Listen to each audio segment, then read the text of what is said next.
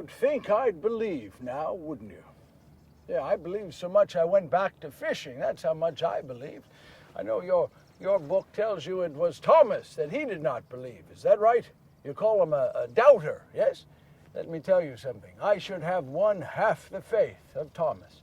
I not only went back to fishing, I took others with me.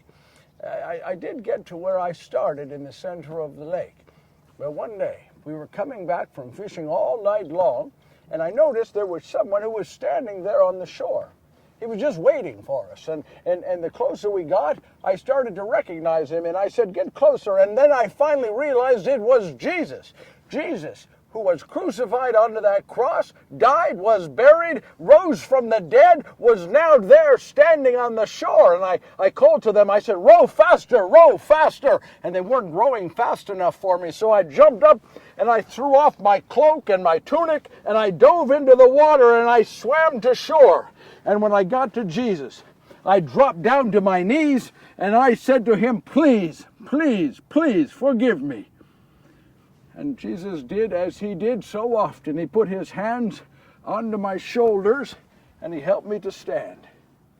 And then he asked me this question: "Simon, Peter, son of John, do you love me?"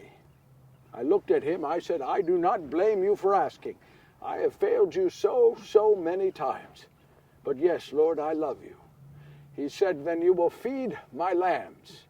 But then he asked me a second time, "Simon, Peter, son of John, do you love me?" I asked, "Why do you ask me a second time? For 3 years I have lived with you, traveled with you. Yes, of course I love you." He said, "Then you will tend my sheep." But do you know that he asked me a third time, "Simon, Peter, son of John, do you love me?" Why he asked 3 times, I know not. Perhaps because I fell asleep 3 times, yes? Or perhaps because I denied him 3 times. I do not know. But when he asked that third time, I looked at him and I said, "Yes, Lord, I love you. With all my mind, my heart, my body, my soul, with everything I am this day, with everything I ever will be, I love you."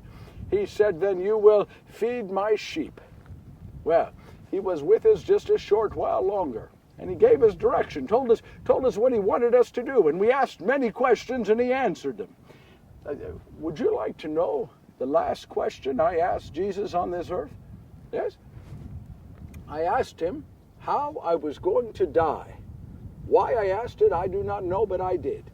And Jesus looked at me and he said, "Many years from now, when you are quite old, strangers will come. They will bind your hands and your feet and they will carry you off against your will."